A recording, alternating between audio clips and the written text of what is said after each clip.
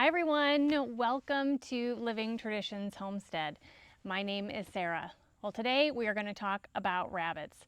Kevin and I have been raising rabbits for over a decade.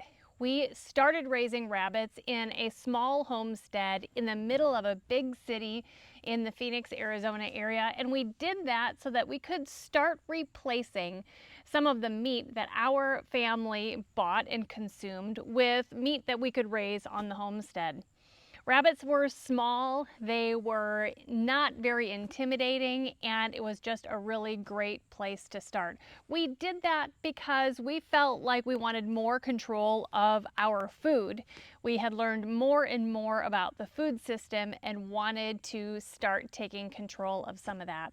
Through that time, we realized how wonderful rabbit meat is as far as taste. It is very healthy, and it really ended up being a very possible way for us to start replacing grocery store meat with meat that we could raise on our own, especially without having tons of land to raise cattle or pigs or large amounts of meat goats. Rabbits were a really easy way for us to get started on this homesteading journey. Now, as we grew in our homestead, as we acquired more land, raising rabbits was less of a priority for us because we were then able to start raising cattle and pigs, and we were hunting for venison also. So we ended up taking about a year and a half off of raising rabbits recently, actually. But about a month ago, we started getting concerned again about our food security, and kind of the deep down preparedness side of us came out again. And we started thinking about a lot of the what ifs.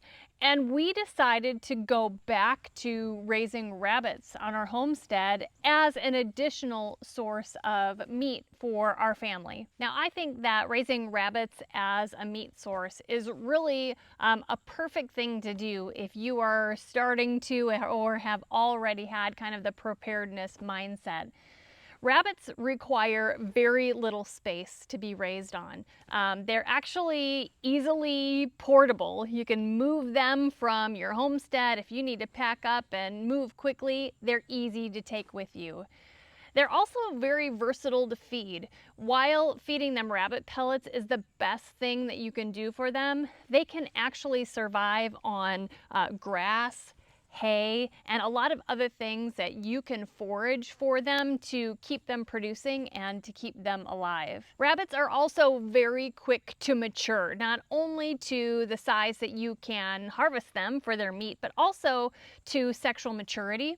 And they have large litters that they birth quickly, so you are able to scale up if you need that very quickly, and then if your circumstances change, it's easy to scale back down. Rabbits are also very quiet, which is perfect for like a neighborhood situation where you don't want to be bothering your neighbors. If you have roosters or even chicken hens, they can actually be really noisy. They can bother your neighbors, or they can give away your location. So if that is something that you're thinking about these days, rabbits are very quiet. They're a very quiet source of meat.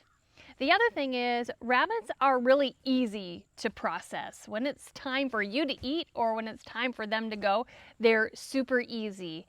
And one rabbit can be enough for you and your family, or you and your spouse, whoever you're with, to consume in one day. So you don't need to worry about refrigeration. The other bonus for raising rabbits, really for anyone in any situation, is that they produce amazing manure. And rabbit manure isn't hot, so you can use it before it's composted. You can just throw it right in your planting hole or put it right around your plants when you garden, and it is a wonderful source of manure. Now, I get lots of questions, and I have over the years, about what rabbit breeds are the best for raising meat. And I also get a lot of questions about where can you find really good breeder rabbits, and like, what are you supposed to be looking for to prevent you getting sick rabbits or just a terrible breeding stock from somebody that you've never met before. You don't know anything about them. So I want to spend some time talking about all of those topics so that you can get into raising rabbits and feel very confident about the choices that you make. Now, in our homestead throughout the years, we have raised primarily 3 breeds of meat rabbits. There are many, but we've raised really 3 breeds, and I'll tell you why and what they are and all that kind of stuff.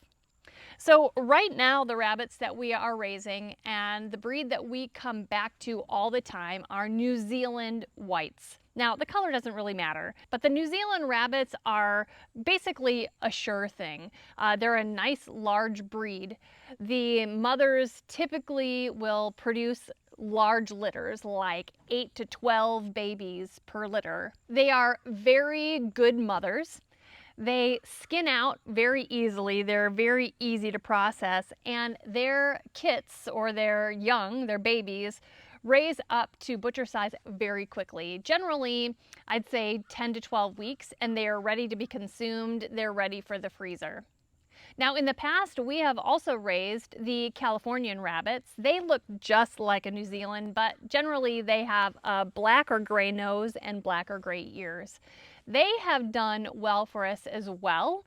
Personality-wise and body structure, though, they're a little thinner. They haven't been quite as tame or nice for us, so that's why we've gone back to the New Zealands. Another breed that we raised in the past were the silver fox rabbits. They were beautiful rabbits. They had a nice body size too. What we found out over time, just in our experience, is that they didn't raise as many young. Their litters weren't as big as the New Zealand's. One of the primary reasons that we had gotten into them is that they are considered kind of a dual purpose breed of rabbit. They're good for meat and they're good for pelts or their hides or their fur. What we realized quickly though is that in order to save their pelt, the rabbits needed to be older. They needed to be at least like 6 months old for their skin to be thick enough for it not to like rip in the tanning process. Because we harvest our rabbits to eat at 10 to 12 weeks, their skin was really too thin to keep their hides. But if we waited until they were 6 months old so that we could keep the hides, the meat was too tough. So for those reasons, we just went back to the New Zealand whites because overall they have just been so consistent and always provide good meat for us, good litter size, good mamas, all the things that we've already said. Now there are many other breeds out there that are great for meat rabbits. These are just the 3 that we have tried over the last, 10 or 12 years, and we always come back to the New Zealand whites. Now, when people start getting into raising meat rabbits, they really have a hard time finding where they can get breeders, where they can get meat rabbit breeders. And I get lots of emails and questions about this. And sometimes it is hard to find good quality breeders. So I suggest that you check out online listings like Craigslist or different Facebook groups about meat rabbits to find some good breeding stock there. Also, in your community, there may be 4-H programs of people who are raising rabbits as part of 4-H. Same thing with FFA programs within your local high schools. A lot of times those high school students are raising rabbits either for meat or for show or for fairs as part of their curriculum. So that is a great resource to look for. Now, if you go to farmers markets and you find somebody who's selling rabbit meat, there's a perfect opportunity for you to reach out to them and ask them if you could buy some live before they're butchered so that you can take them home and use those as breeders. If they are successfully selling rabbit meat, they must be very happy with the size and quality of the rabbits that are being produced by their breeders. So that is an awesome opportunity. Another idea for finding rabbit breeders, or at least to make a connection with people who may be breeding rabbits, is to go to the fair. Whether that's your county fair or the state fair, kids and adults show their rabbits at the fair, and you can make contacts there to try to see where you can get great quality breeders as well. Now, I have had people contact me asking where they can get pedigreed rabbits. And I actually don't think that pedigreed rabbits are necessary for raising meat for your family. They might have perfect genetics, they might have perfect conformation, but they are going to breed and make rabbits that you're going to eat just as easily as some really nice breeders that are not pedigreed. The thing about pedigreed rabbits is that you are going to spend, up to 10 times the price for breeder rabbits, and I really think that that's not necessary. So if you can just find great rabbits within your community, I think you can get them at a much more affordable price and still produce really great meat for your family. Now, when you have found a source for rabbits that you can bring home to breed and raise for meat for your family, there are things that you want to be looking for in your breeder rabbits before you decide to bring them home. I want you to check to make sure that they're healthy, and I'm going to give you some tips on what to look for to make sure that you are bringing home the best rabbits that you possibly can. It just makes me so sad when people reach out to me and tell me about all the things that they didn't notice or find out about their breeder rabbits until they got home. And sometimes they feel like they've just kind of been duped. And I want to help prevent that for you. So looking at their general health, you want to look at their eyes and make sure that they're not goopy or crusty or yucky. Look at their nose and make sure the same. They don't have crusty or mucus on their nose. Make sure they're not sneezing a lot. That is very important. Look also at the fur around their nose to see that it isn't rubbed off. A lot of times when rabbits have respiratory issues, they sneeze a lot and then they rub their nose with their paws. And if they're really sick and have been doing a lot of sneezing and rubbing, that fur along their nose can be rubbed off. While you're in that area, lift their lips back and look at their teeth. Rabbits have two teeth in the front, on the top and the bottom, that line up together like this. And if they do not line up nicely, or if the two front teeth are kind of separated like this, or same with the bottom teeth if they're separated, you don't want to get that animal. I actually accidentally bought a rabbit once whose top teeth had been broken off up at the gum. So I don't know what had happened. I don't know when that happened, but that's something you want to look for too. Make sure that they actually have two sets of teeth here. Now they do have teeth in the back, which you're never going to be able to look at, but I think what's more important is those two front teeth in the front, on top and bottom. Look at those. While you're still up in the head area, look inside their ears. If they're super dirty, it's probably ear mites. And while that isn't a game changer, you can treat ear mites at home. You just want to know ahead of time. If it's really packed with dirt inside of there because they've had mites for so long, that can damage their ears, and an infection can happen in their ear that can affect their entire nasal cavity and can spread to like their brain and stuff. You don't want that, so make sure you check the ears before you get home.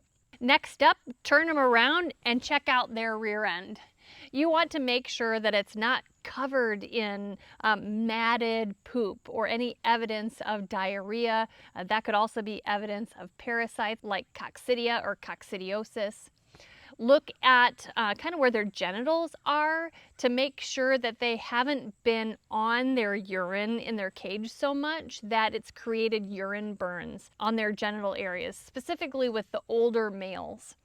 Look at the bottoms of their feet, because also rabbits that are on wire cages on the bottom that isn't thick enough, if the wire is too thin, they can get pressure sores on their feet and on their hocks. So make sure you're looking for open wounds there. Another thing you'll want to check for is like fleas or lice. And you can do that by taking your finger and rubbing it on the opposite direction of the fur, and look closely by the skin, up by the neck, where it's warmer. The fleas and things will want to be up in the warm crevices, so look for fleas. You don't want breeders that are going to introduce fleas to the rest of your rabbitry. And then overall, just look at the fur itself. If it's like not kept up well, like the rabbit hasn't been grooming itself, that is really an indication of overall poor health of the rabbit. You know, sometimes when you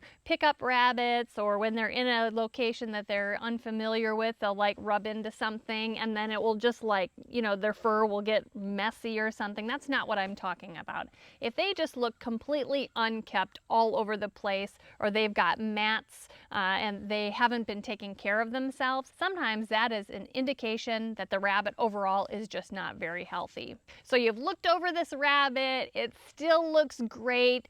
There are some other things that you need to do. There are questions that you want to ask the previous owner.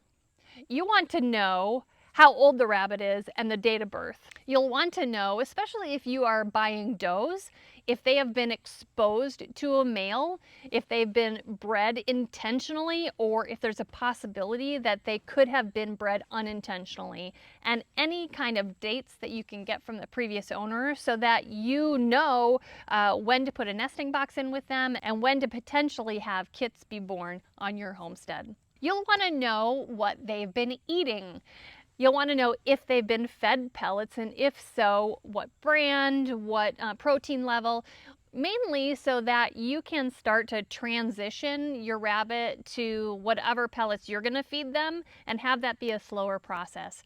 A lot of times when we sell rabbits, we send them home with like a big baggie full of our feed, our rabbit feed, so that the new owners can start transitioning them into the new type of feed and it won't upset their digestion.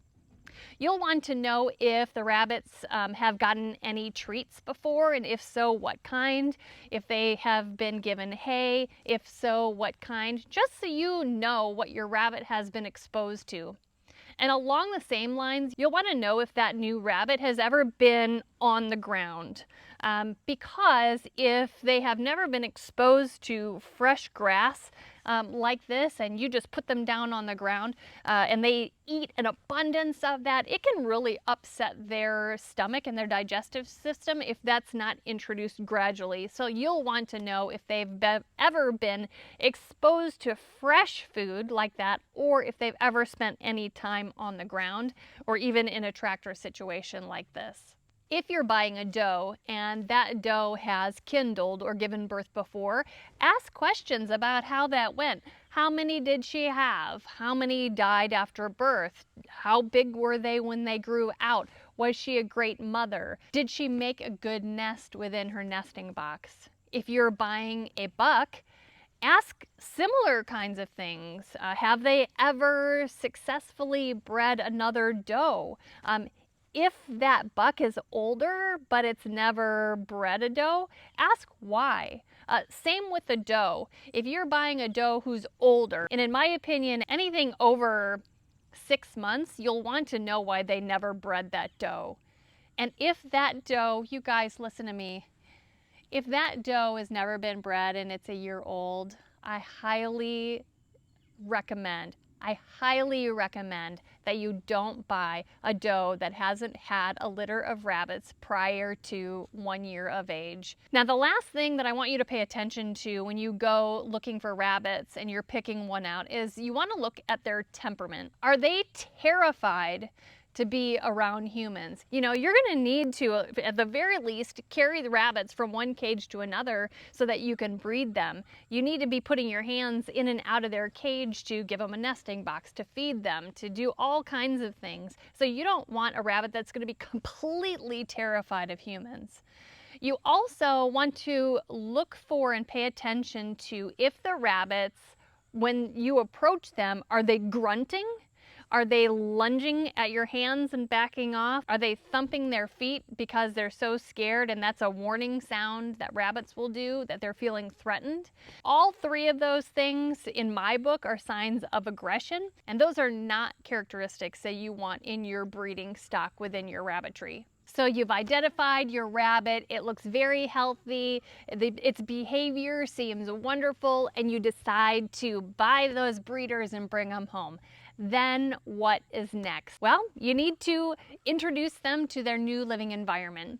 When you put them in their new cage, whether that is a tractor or suspended cages off the ground, obviously make sure that they've got water. Make sure that they have some of their previous pellets to eat and maybe start mixing in the new pellets. If you will be feeding them hay, give them hay so that they can start getting used to that. If they have never been exposed to fresh feed, whether that's grass or leaves or other kinds of material that you foraged for them, it's a good idea to introduce that very slowly. A couple tiny pieces a day at first, and then every day increase that more and more until they are very comfortable eating fresh food. And at that point, if you're interested in moving them onto the ground into a tractor environment, you can do that probably after, I'd say, 2 weeks of introducing fresh food to them in their cage. And the last bit of advice I have about those brand new rabbits, because I know you're super excited to get them bred and to start raising rabbits for meat, I suggest that you wait at least a few days for them to get used to their living environment, the smells, the sounds, and all those kinds of things before you breed your rabbits. Whether they're bucks or does that are new to your rabbitry, I would just give them a few days to settle in. You guys, that was a ton of information for us to cover in one video. I hope that you enjoyed it, and I hope you feel more confident now about what breed of rabbits to buy to raise for meat for your family, what physical conditions to look for to make sure that they're healthy, what questions to ask the person that you're buying your rabbits from, and how to get them settled in before you start breeding them and expanding your rabbitry. I am so happy to have rabbits on the homestead again and to start incorporating those into more of our videos and, you know, to just start talking about them again. I've been doing this a long time. I really love raising rabbits, and I've learned so much about them over the past 10 or 12 years. You guys, thank you so much for joining me today. If you will give this video a thumbs up if you enjoyed it, we would really appreciate that. And if you are interested in learning more about rabbits, we have so many videos out there. Check them out. Until next time, thank you so much for stopping by our homestead. Take care and God bless.